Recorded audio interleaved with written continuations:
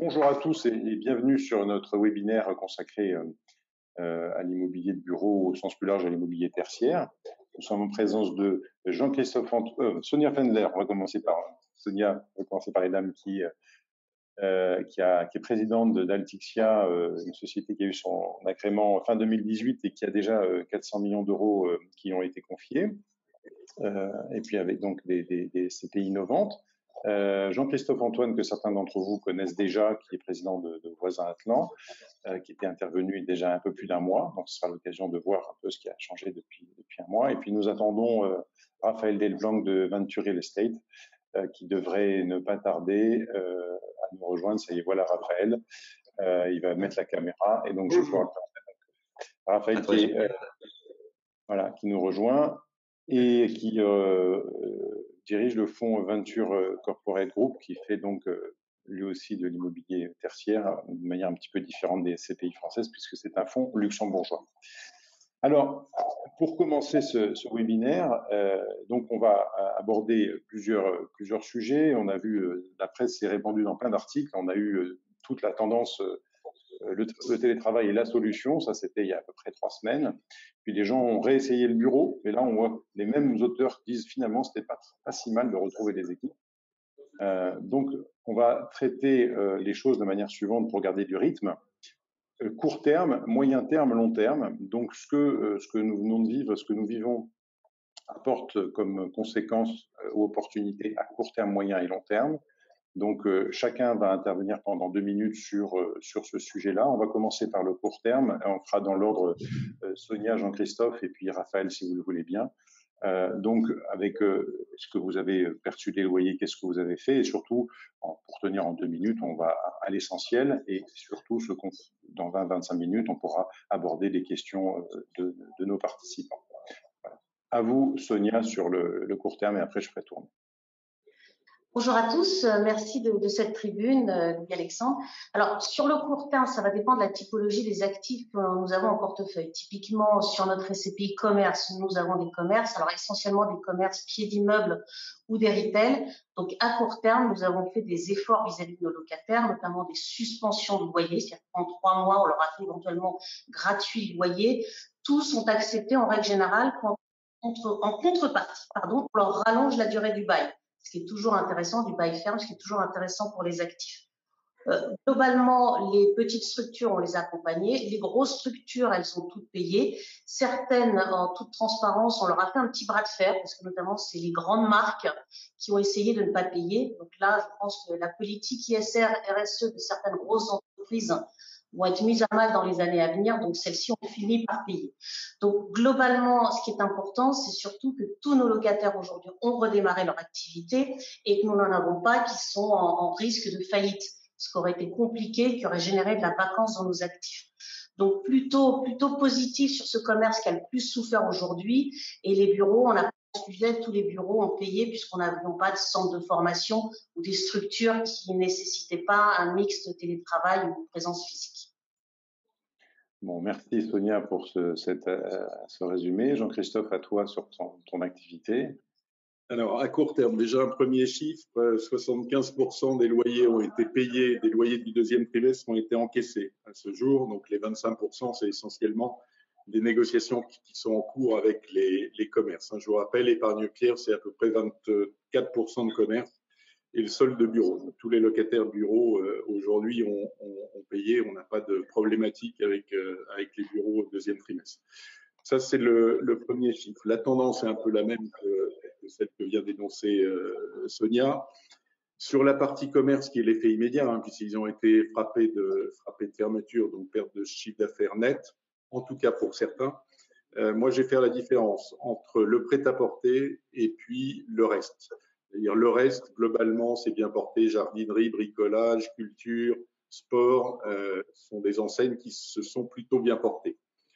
Le prêt-à-porter, c'est un peu plus compliqué, même si globalement, le déconfinement se passe mieux que prévu pour les commerçants. C'est-à-dire que le panier moyen a augmenté pour les enseignes les plus importantes. Donc ça, c'est plutôt une bonne surprise. Le sujet pour nous, effectivement, il y a eu des bras de fer. Comme le dit Sonia, moi j'ai constaté globalement les commerçants, c'est les plus faciles pour trouver un accord. C'est avec eux on va trouver un accord relativement facilement et c'est les plus honnêtes. Je dois le dire. Et en tout cas, il était normal qu'on fasse un geste qui va pas forcément jusqu'à l'annulation de 3 mois de loyer. En général, c'est 1 mois et puis 1 mois reporté, etc. Donc ça, c'était la première chose. Les grandes enseignes, ça a été un bras de fer. C'est toujours un bras de fer. Globalement, pas bien des accords. Les annulations de loyer, elles sont entre 1 et 2 mois, suivant les locataires. Certains n'ont pas eu d'annulation. Moi, ce qui m'inquiète là-dessus, et ça a été ma stratégie, c'est-à-dire que je pense que l'offre commerciale va se reconstituer. Même s'il va y avoir moins de livraison d'offres commerciales, on va avoir des locaux commerciaux qui vont se vider. Vous avez les difficultés de certaines enseignes, d'ameublement, de prêt-à-porter. Donc, à un moment donné, et comme l'a très bien dit Sonia, toutes les contreparties, les annulations ont donné lieu à des contreparties en termes de durée. On a prolongé la durée de tous les baux pour qu'effectivement ces locataires ne puissent pas se dire dans 1 an, à l'échéance du bail ou l'échéance de la triennale, je peux déménager et j'ai 3000 mètres ou j'ai 1000 mètres carrés à côté et je vais négocier.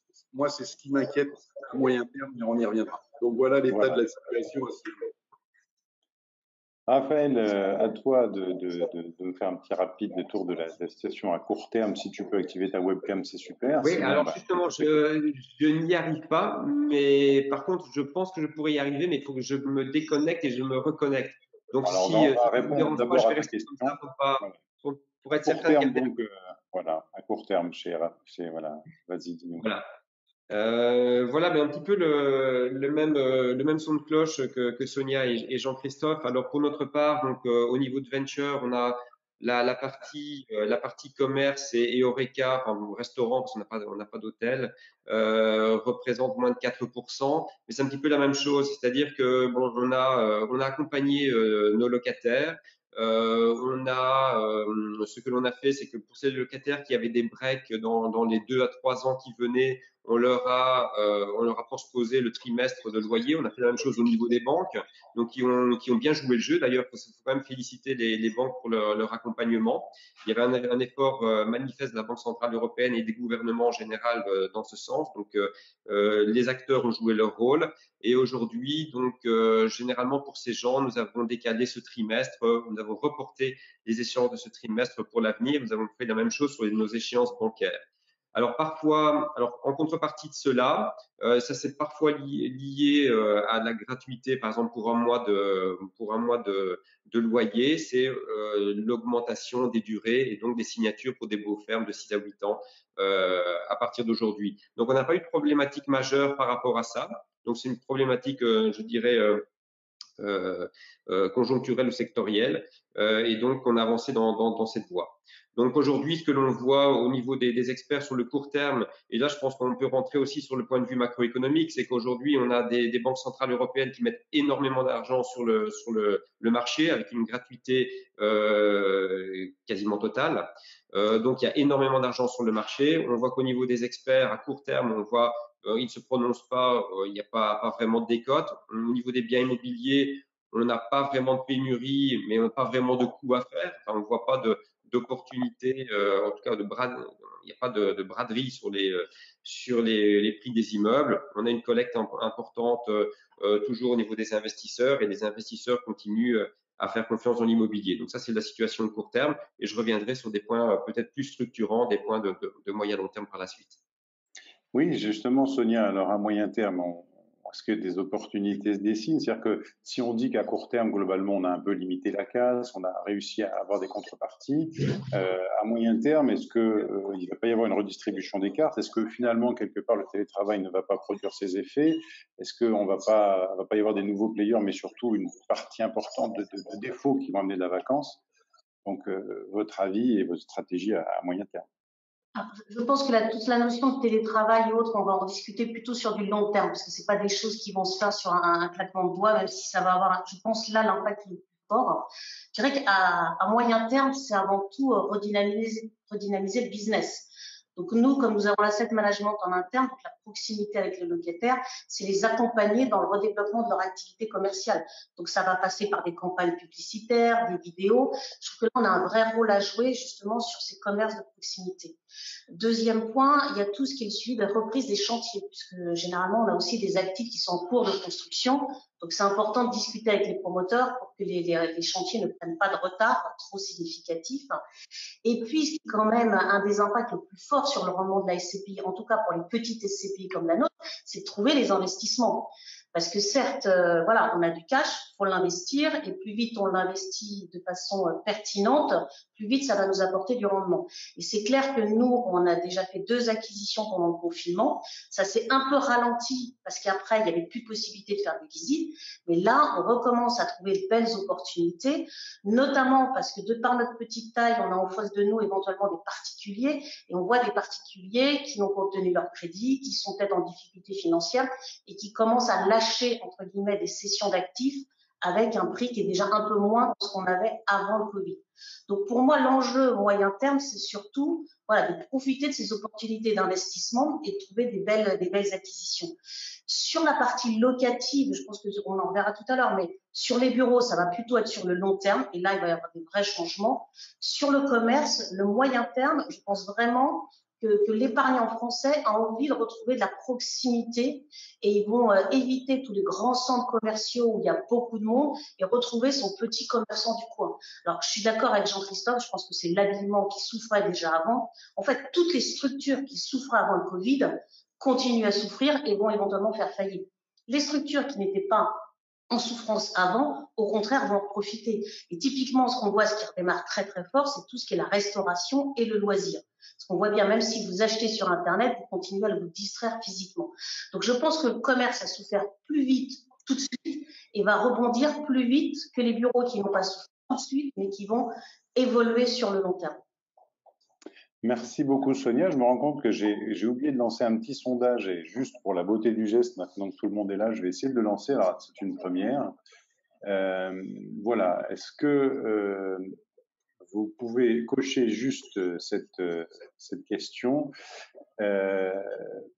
Pour vous, la crise de l'immobilier de bureau, c'est mort parce qu'il y a une grave crise à venir. Soit vous pensez que seul l'open space est mort, soit finalement non, bah, en fait rien ne changera in fine. Donc c'est des questions qui sont très clivantes. N'hésitez pas à voter parce qu'on va voir qui a. Pour l'instant, j'ai que 2 votes, donc ce serait bien quand vous cliquez. Hein, vous allez sur la diapo, vous cliquez. J'espère que vous la voyez. Voilà, j'ai 2 votes, donc on va essayer d'avoir une dizaine de votes par rapport aux gens qui sont là. Et puis ensuite, on va reprendre. J'espère que vous arrivez à cliquer.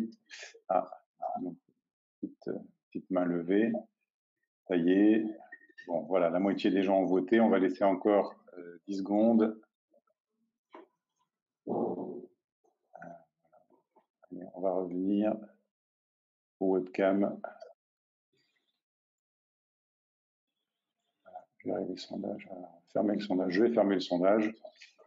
Voilà. Bon, donc j'ai fermé le sondage. On a une réponse de 86% des votants ont pensé que seul l'open space est mort, et par contre 14% qui pensent que c'est une grave crise à venir.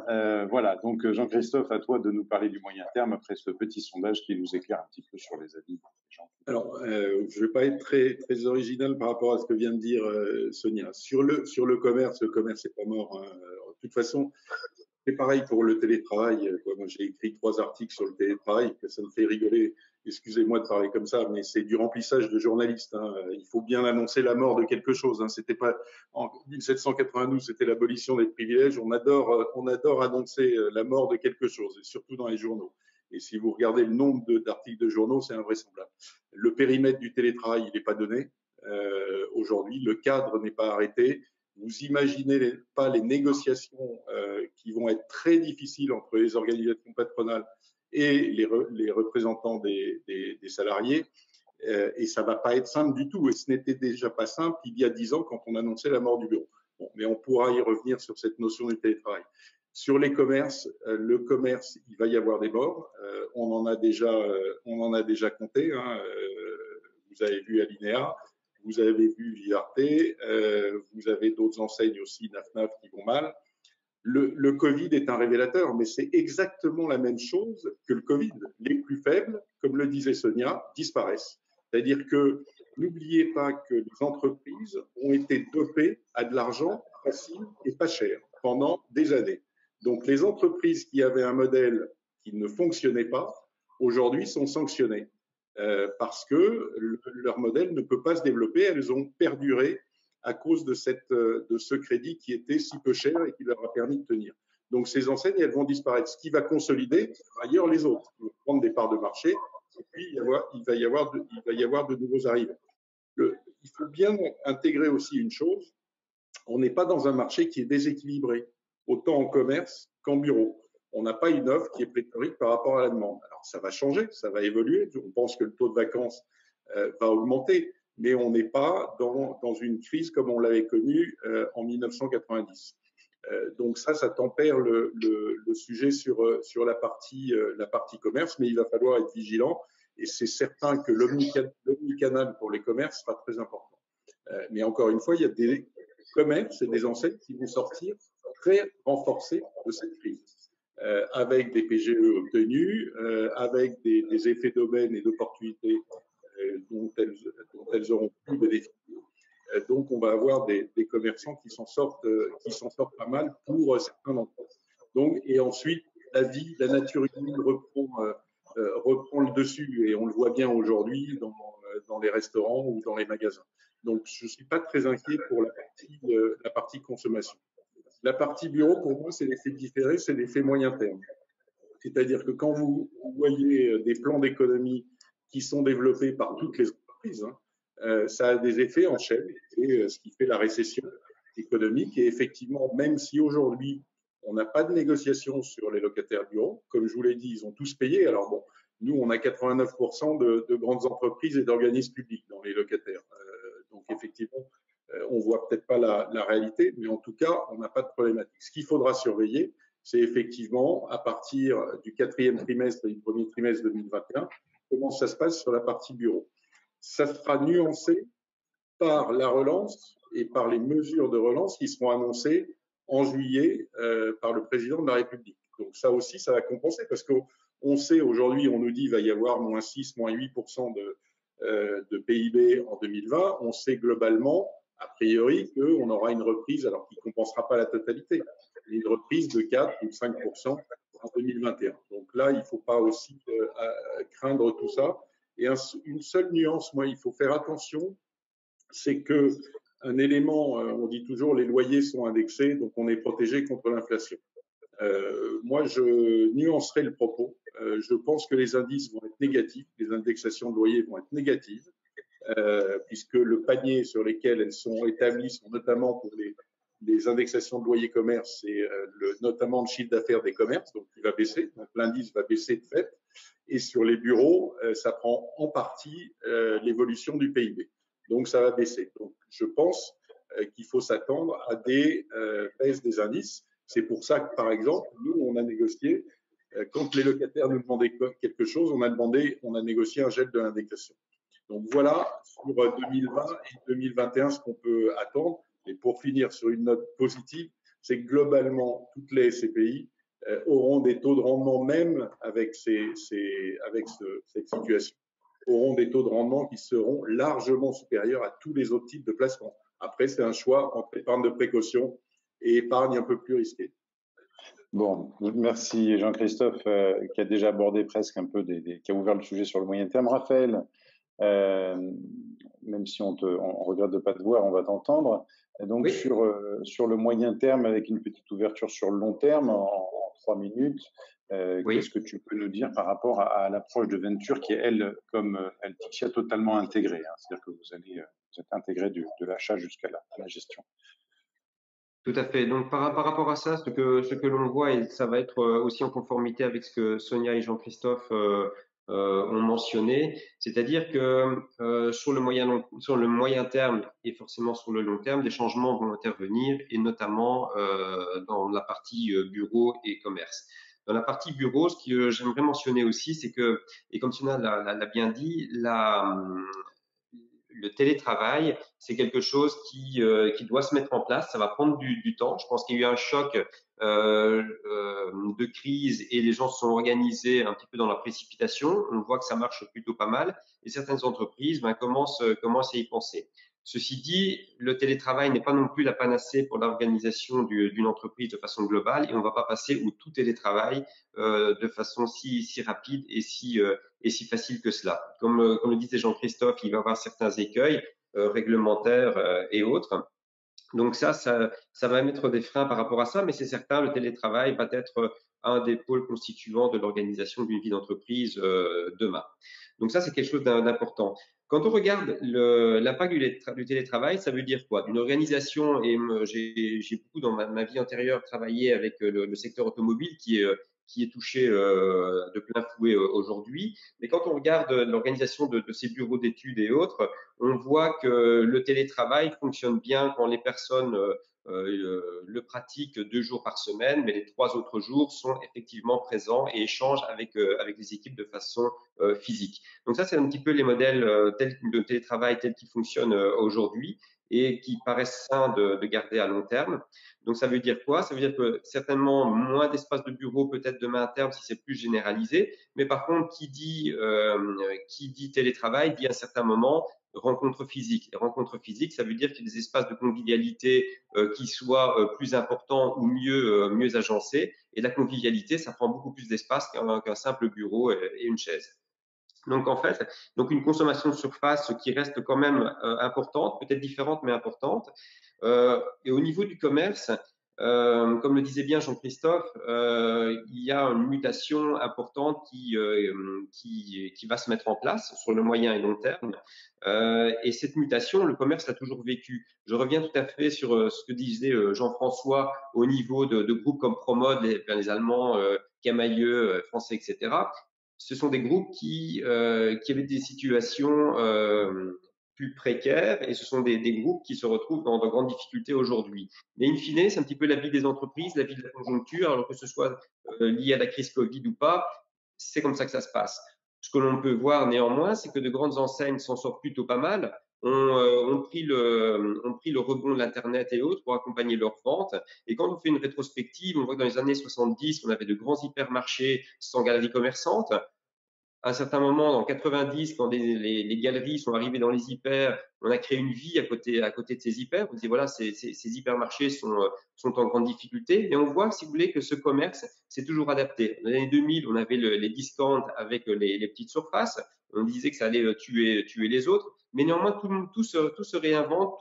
Enfin, les bons gestionnaires et les bonnes enseignes se restructurent. En 2010, il y a eu les drives. En 2015, c'était le commerce plaisir avec un mix entre l'activité et l'hyper n'était pas la partie la plus prépondérante de ce type de commerce. Donc on voit une mutation, si vous voulez, qui s'organise et je dirais au niveau des entreprises, les entreprises sont beaucoup plus agiles maintenant et sont capables de se réorganiser.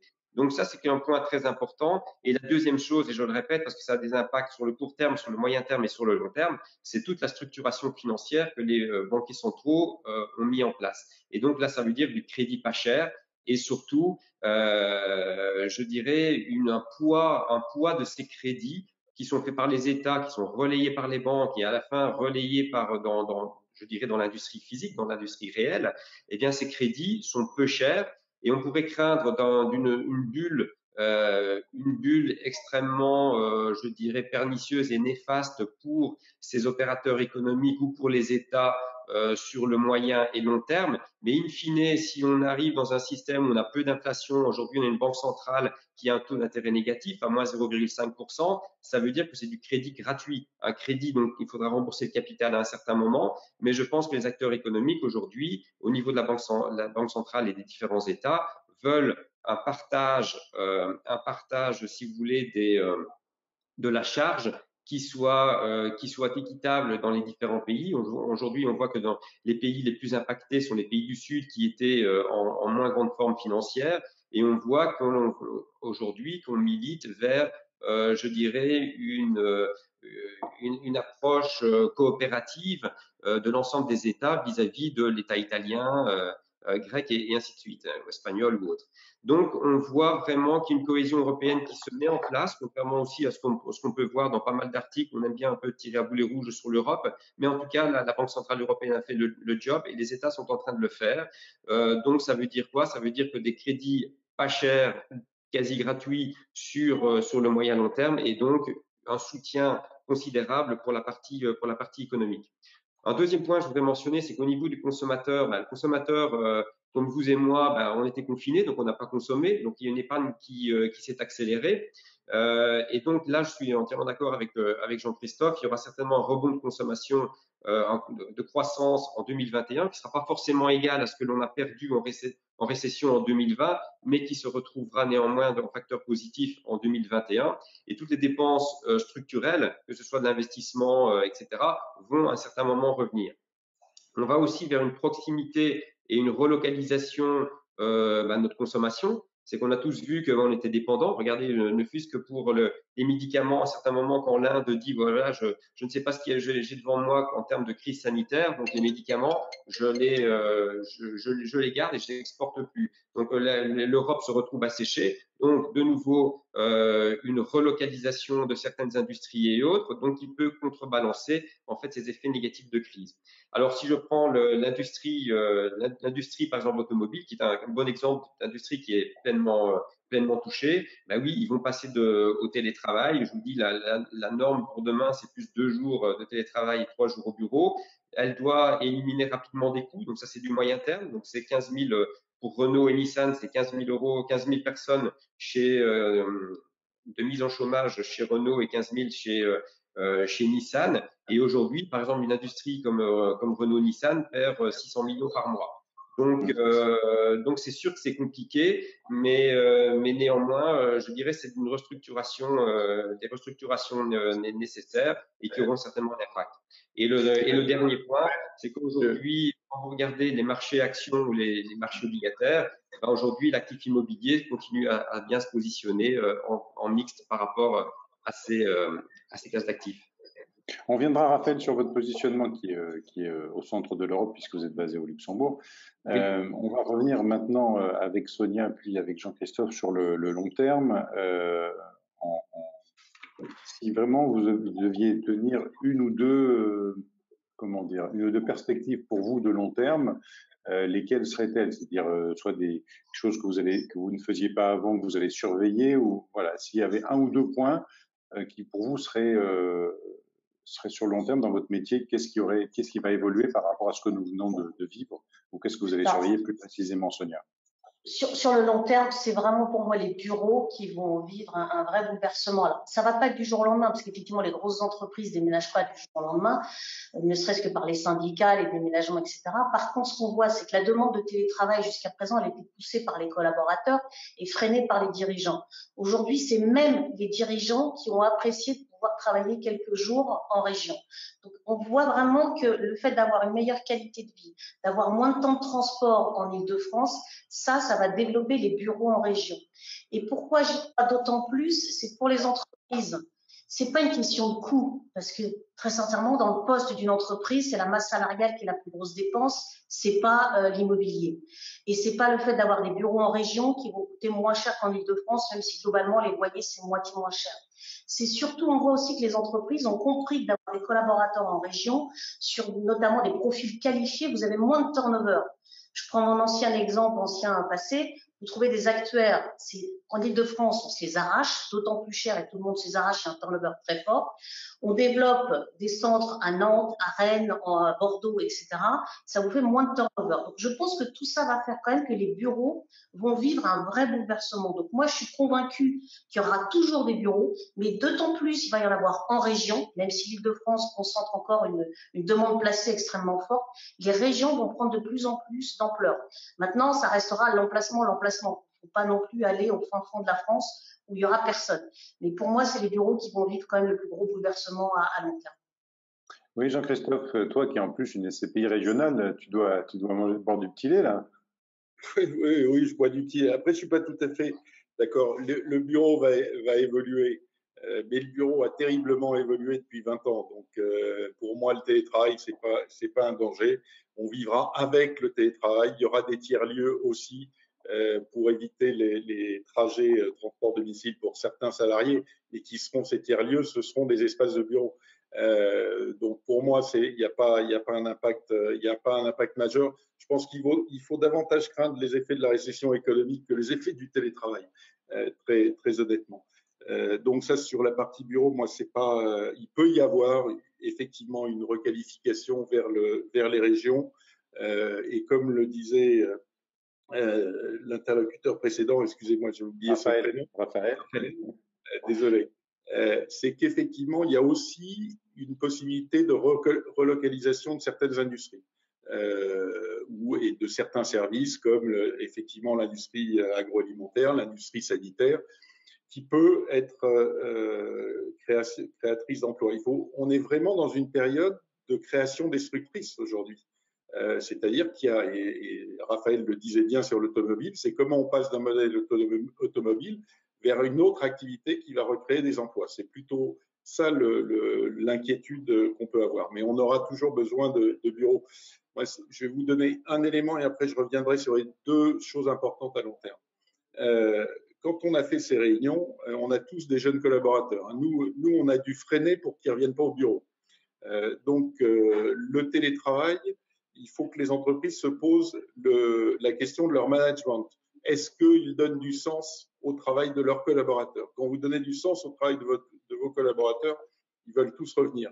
Est-ce que vous croyez qu'un jeune cadre qui travaille, on le forme en télétravail? Non. Il est formé tous les jours en étant au travail, en ayant des réunions, en parlant de manière informelle, etc. Et tous ces gens qui sont dans les 2 pièces ou dans les 3 pièces et qui vivent et qui travaillent dans leur cuisine avec les enfants qui rentrent, je peux vous dire qu'ils ne sont pas très contents de rester en télétravail. Donc, il ne faut pas généraliser. Il y aura le mariage des deux. Ça, c'est et je vous invite à lire les articles que j'ai faits sur LinkedIn sur le télétravail. Mais ça m'amuse beaucoup et on en reparle dans 1 an ou dans 2 ans avec plaisir. Moi, ce qui me paraît important sur le long terme par rapport au SCPI, c'est la diversification, c'est-à-dire un patrimoine important et une diversification du patrimoine. On a beaucoup dit il faut des SCPI spécialisés, etc.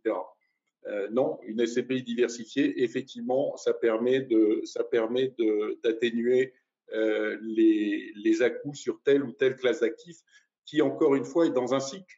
Et donc, le cycle reviendra sur un aspect positif. Ça, c'est la première chose. Donc, on va encore accentuer cette diversification, en tout cas sur Épargne-Pierre, sur les mois et les années à venir.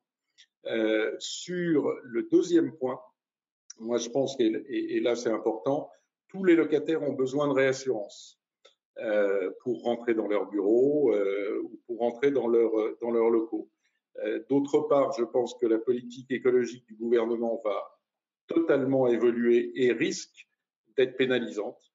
Donc, c'est pour ça que sur Épargne-Pierre, nous, le gros enjeu, c'est d'aller vers le label ISR FIA qui va être décrété par le gouvernement. Besoin de réassurance sur les 3 piliers que sont tout l'aspect environnemental, c'est-à-dire gaz à effet de serre, énergie renouvelable, sur la partie sociétale, tout ce qui est mobilité douce, tout ce qui est économie circulaire, etc. Tout ça sont des éléments qui vont être importants et ça, on peut le mettre en place avec les locataires. Donc ça, on avait commencé à travailler il y a 6 mois, donc on accélère sur ce sujet-là, ce qui me paraît important sur le long terme et pour éviter de mauvaises surprises éventuelles.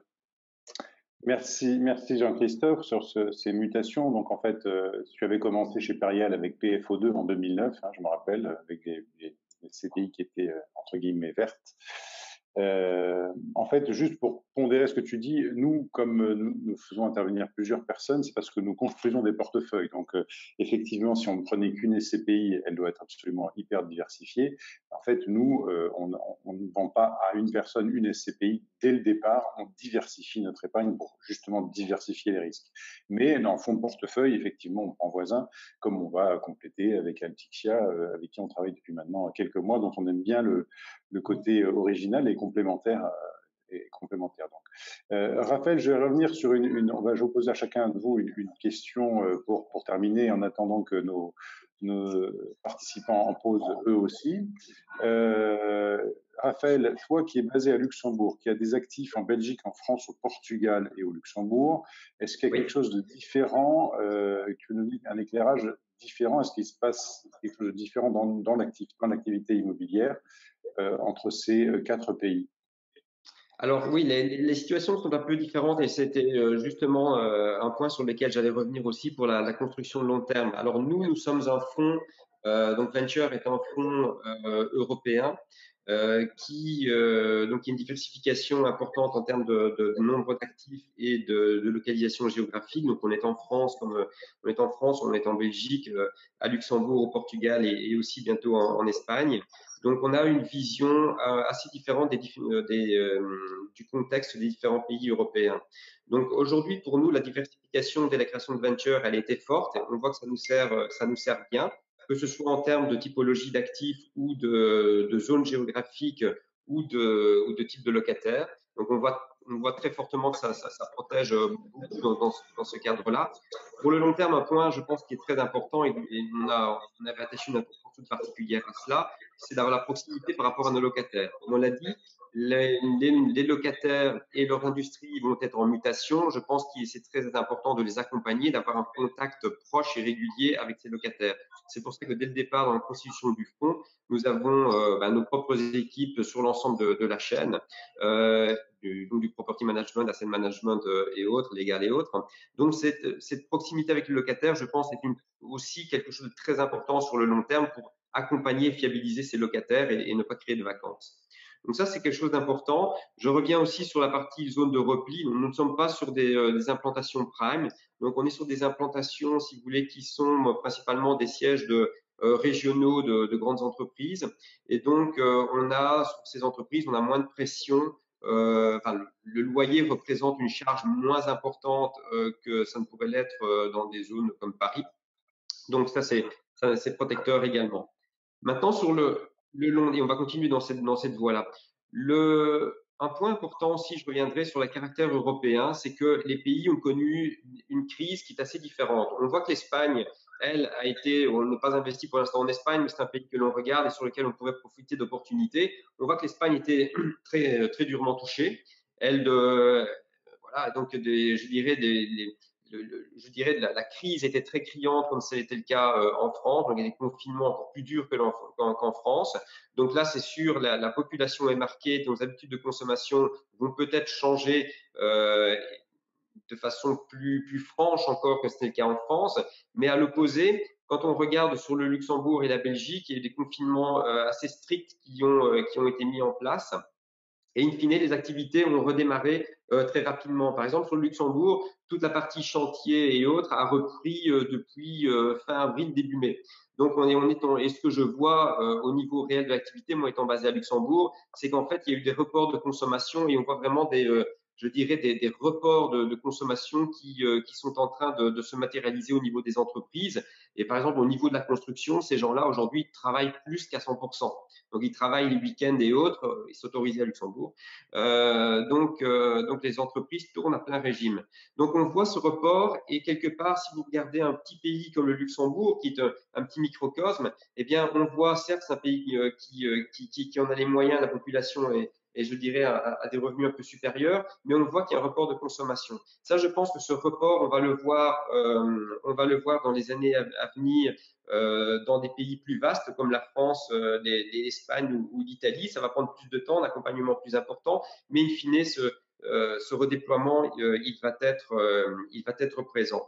Et n'oublions pas que tout ce qui va accompagner ceci, vu que les pouvoirs publics sont arrivés à la rescousse de façon majeure et avec je dirais, une force qui est même sans commune mesure à ce qui avait été déployé en 2008. Tout ce package, et la présidente de la Commission européenne l'a bien rappelé, est conditionné, ou en tout cas la partie Green Deal va être quelque chose d'extrêmement important. Donc ça veut dire que au niveau du redéploiement, il faudra penser le redéploiement, les mutations avec une touche verte, avec une touche socialement responsable. Et donc ça, je pense que ça va être un élément à reprendre en considération sur le long terme, avec de nouveau cet aspect de relocalisation là où c'est possible. Donc ça, c'est vraiment, je dirais, des tendances de fond. Et je serais assez d'accord sur la partie de bureau. Et certaines branches vont péricliter plus vite qu'attendu, mais d'autres choses vont naître. Donc il faudra être proche de ces locataires, proche du marché, proche, avoir une vision claire de la stratégie des grands donneurs d'ordre, qui sont aujourd'hui les États qui sont revenus, je dirais, au premier plan, et notamment de la Commission européenne et de la Banque centrale européenne. Donc il faudra savoir lire leur stratégie et se positionner par rapport à ça. Et les industriels vont faire la même chose. Donc voilà. Merci Raphaël pour cet aspect, avec toujours le côté macro qui vient de ton origine Rothschild. Sonia, Altixia aujourd'hui est dans une période d'investissement important, puisque c'est, on va dire, une jeune société de gestion. Une des marques de fabrique, c'est d'acheter en VFA notamment. Est-ce qu'il y a des opportunités particulières justement de l'achat en VFA? Ça sera la dernière question. Après, on passera aux questions du public. Est-ce que vous pouvez nous en dire un petit peu plus sur ce point-là? Alors, avant ou après Covid, je dirais que les opportunités restent les mêmes. Ce qui est vrai, c'est que nous, on apprécie cette typologie d'actifs où on va vraiment acheter auprès du promoteur un actif et soit on a déjà trouvé le locataire par ailleurs, soit on le trouve. Pourquoi c'est intéressant? Pour deux raisons. Un, ça vous fait de la création de valeur. Très clairement, ça se revalorise plus facilement que si vous l'achetez déjà loué. Par contre, il faut bien gérer les périodes de franchise, il faut bien gérer les périodes de construction. Et pour moi, c'est vraiment une typologie d'actifs très intéressante. Et pour la deuxième raison, c'est un actif qui est neuf, donc vous avez très peu de travaux à budgéter pour les 10 années à venir. Donc on continue à être sur cette typologie d'actifs et on en a quelques-uns qu'on va signer encore d'ici la fin de l'année qui nous plaisent beaucoup. Merci beaucoup, Sonia. Je reviendrai avec une autre petite question. Jean-Christophe, j'ai une question. Alors, ne la prends pas comme une question piège. C'est une question sur la clé de répartition usufruit nue propriété. Chez Montagne Patrimoine et Montagne Conseil, on pense qu'on devrait s'interroger aujourd'hui sur la clé de répartition entre usufruit et nue propriété parce qu'il nous semble que l'usufruitier prend un peu plus de risques en ce moment ou un peu moins de visibilité que le nu propriétaire. Que pourrais-tu nous répondre là-dessus? Alors, écoute, pour l'instant, nous, on n'a pas vocation à modifier la clé de répartition, puisqu'il y a la demande est toujours là. Encore une fois, par rapport à ce que l'on pouvait imaginer auparavant, puisqu'on avait fait un scénario lors de notre première intervention, tu t'en rappelles sans doute, ou les auditeurs s'en rappellent peut-être, en disant on a pris un scénario, un stress scénario qui consiste à dire on va annuler 2 mois de loyer pour tous la partie commerce et reporter les loyers de 60% des locataires bureaux. En fait, ça s'est pas produit. Aujourd'hui, globalement, on a annulé 1% de la totalité 1,5% de la totalité des loyers sur Épargne-Pierre qui ont fait l'objet d'un accord en contrepartie de durée. Donc globalement, on devrait tenir nos prévisions en l'état actuel des choses et faire un peu mieux que l'on avait dit. Puisque je vous rappelle qu'on avait prévu une fourchette qui était entre 5,10 et 5,30. Je pense très honnêtement, si ça continue comme ça, qu'on sera en haut de cette fourchette et sans ponction sur le report à nouveau. Donc à ce stade, pour l'instant, il n'y a pas de modification de la clé de répartition du propriétaire et usufruit, sachant qu'en 2021 aussi, on revient à une année qui devrait être normale. D'accord. Sonia, vous êtes de l'avis un peu de Jean-Christophe? Oui, parce que je dirais que la baisse des rendements des SCPI qu'on va voir en 2020, c'est du court terme. Voilà, c'est parce qu'on a fait des gestes commerciaux à un instant T et ça devrait reprendre son trend sur les années suivantes. Donc à ce stade, je suis assez en phase. D'accord, très bien. Bon. Alors, moi, j'ai plein de questions en stock, hein, donc, mais je voudrais quand même dire à nos participants de ne pas hésiter de les poser. Pour l'instant, je n'en vois pas, donc faut pas hésiter si jamais vous en posez, je vais les voir. Je vais revenir sur des petites innovations des uns ou des autres.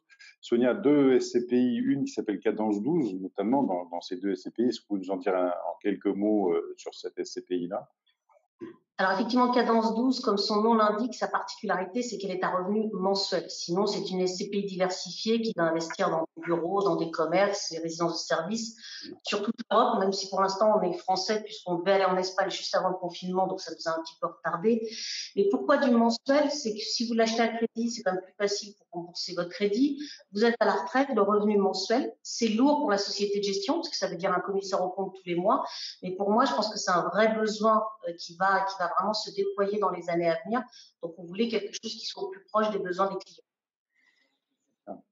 Merci beaucoup pour cette réponse, Sonia. Une question pour Jean-Christophe. Est-ce que quelqu'un peut faire un plan d'épargne dans une SCPI chez toi? C'est à ce qu'il peut verser tous les mois une petite somme pour acheter des SCPI? Oui, oui, oui. Aujourd'hui, vous pouvez, n'importe quel souscripteur peut faire un versement programmé. Donc, à partir de 205 €, c'est le prix d'une part. Alors, on l'a développé maintenant depuis 6 mois. Le succès est modéré. Alors, on espère que ça va se développer.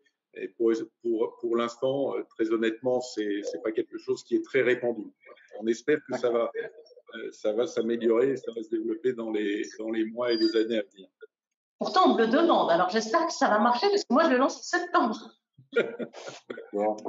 Alors, chez Raphaël, le minimum étant 125 000 €, on ne va pas avoir du versement mensuel parce que des clients qui versent 125 000 € par mois, ça va être quand même un petit peu compliqué à trouver.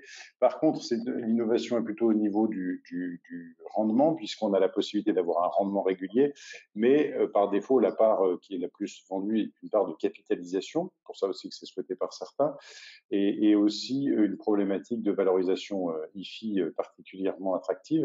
Juste parler de la différence qu'il y a entre capitalisation et distribution, Raphaël? Oui, en fait, nous sommes un fonds qui s'est créé au départ pour, je dirais, pour les propres besoins. Enfin, moi, je suis un ex-Rothschild, j'étais le patron de la gestion financière de Rothschild. Et donc, le fonds s'est créé en 2014, principalement par et pour des familles fondatrices qui voulaient acquérir de l'immobilier physique en diversification de leur patrimoine financier. Et tout ça par la vente de portefeuilles obligataires et de cash, ces deux classes d'actifs ne rapportant plus le rendement escompté par ces familles. Donc le fonds s'est créé sur cette base. Et donc la part de capitalisation a aujourd'hui a pour objectif de fournir un rendement net de frais de 6% par an pour l'investisseur final. Et on a une part également de distribution qui distribue 4,5% chaque année, donc réparti par quart, donc 1,125% chaque trimestre, plus une soulte de capitalisation. Une soulte de capitalisation. Donc on a deux typologies, si vous voulez, de clients. On peut switcher d'une part de capitalisation vers distribution, donc et vice versa, pour toute ou partie de la somme investie. On a une valeur liquidative, si vous voulez, qui est trimestrielle. Donc c'est vrai qu'on s'adresse à des patrimoines assez un peu plus conséquents, donc parce qu'une part c'est 125 000 €. Après, vous pouvez souscrire par 100 aujourd'hui 122 € supplémentaires, mais le minimum est de 125 000 €. Donc oui, c'est vrai, on a une clientèle, si vous voulez, qui est principalement une clientèle de family officers et de grands patrimoines au sein de notre fonds. Et donc, c'est pour ça que notre implantation donc, est à Luxembourg avec des équipes d'asset management et de property management qui se déploient sur nos différents pays cibles, à savoir le Luxembourg, la France, la Belgique et le Portugal. Donc, Merci voilà un petit peu. Merci beaucoup, Raphaël. Merci beaucoup pour cette précision. Donc, en fait, l'important pour nous, c'est d'aller à l'information principale. Bon, j'ai pas d'autres questions qui apparaissent. J'en ai une sur le secteur hôtelier. Est-ce que quelqu'un veut répondre sur le secteur hôtel-restaurant? Alors, moi, je peux vous donner un exemple puisque ça a été le premier investissement qu'on a fait dans notre OPCI grand public Altitia Valeur qu'on fait en partenariat avec Edmond de Rothschild sur la partie financière, où donc nous avons acquis fin 2019 des hôtels en cours de construction. Et ça, c'est un point important. Donc, pour lequel on a déjà l'exploitant Naos et qui va être livré deuxième semestre 2021. Donc, ce qui est intéressant en plus sur les OPCI grand public, c'est que les experts immobiliers viennent valoriser vos actifs tous les trimestres. et non pas comme les SCPI une fois par an. Donc, on a eu une valorisation fin mars de la part de CTC-BRE qui nous a fait de la création de valeur. Alors, il a considéré que l'hôtel avait perdu un peu de sa valeur du fait de la situation aujourd'hui hôtelière, mais qu'à côté de ça, comme c'était des hôtels en cours de construction et donc il y avait eu de la création de valeur, en plus c'est un hôtel qui est à Tours, donc il n'est pas destiné à la clientèle internationale, nous avons augmenté de valorisation. Donc je pense que la situation va être très contrastée pour les hôtels, suivant que c'est vraiment de la clientèle internationale, de la clientèle française et suivant que vous êtes en cours de construction ou pas en cours de construction. Merci Sonia pour cet éclairage. Bon, donc pour conclure, et donc vu que nous avons traité cette question, donc vous avez accès à ces SCPI soit en direct, en nue propriété, en usufruit, dans des contrats d'assurance vie. Nous travaillons aussi dans les sociétés civiles de portefeuille. Donc en fait, vous avez avec les 3 interlocuteurs qui ont eu la gentillesse, l'amabilité, la disponibilité de nous rejoindre aujourd'hui, une offre complète et globale. Et puis vous pourrez trouver bien sûr ce webinaire en replay. Je vous remercie beaucoup pour votre disponibilité, votre attention. Et vous avez quelques secondes pour dire au revoir à nos interlocuteurs. Et voilà, je vous souhaiterai un bon appétit. Sonia, un petit mot pour terminer, mais vraiment petit. Voilà. Eh bien, que j'adore la profession des conseillers en gestion de patrimoine. Je trouve que vous êtes les plus à même à commercialiser ces produits qui sont malgré tout complexes, qui peuvent être encore plus transparents, et d'avoir un conseiller en gestion de patrimoine, c'est quand même l'idéal pour faire la bonne sélection et la bonne diversification avec les 3 intervenants qu'il y avait autour de ce webinaire. Merci Sonia. Jean-Christophe, un petit mot pour terminer. Alors, on ne peut plus rien dire par rapport à ce que vient de dire. C'est fini. Non, mais simplement dire qu'encore une fois, le choix, et vous êtes les conseillers, mais il y a l'épargne de précaution, l'épargne a été renforcée, parce qu'il y a quand même une chose positive, c'est que les Français ont globalement épargné et de manière abondante, et il faut qu'ils fassent un choix. Alors, ils sont inquiets, mais il faut faire un choix, et c'est vous les mieux à même d'orienter cette épargne et de la diversifier entre une épargne de précaution et une épargne qui soit mieux rémunérée, où la SCPI, comme un placement long terme, a absolument toute sa place. Merci beaucoup Jean-Christophe et Raphaël. Un petit mot pour la fin, même si le fonds est moins accessible au commun des mortels. Eh bien, écoute, je voudrais te remercier, Louis, pour Montagne Patrimoine, pour l'avis expert qui est le vôtre, et surtout le conseil que j'ai vu que vous donnez par rapport à l'ensemble de vos clients. Donc, bravo. Et je pense que ce genre de webinaire est une chose à continuer et surtout à renforcer. Eh bien, merci beaucoup à tous. Lundi prochain, nous nous retrouvons sur un autre sujet, puisque quelle place pour le Bitcoin dans votre portefeuille? Vous voyez, avec Jacques Favier, à 11h lundi prochain. Je souhaite un bon appétit à tous et merci encore d'avoir été présents, et le replay vous arrive demain. Au revoir, à très bientôt. Au revoir à tous. Au revoir.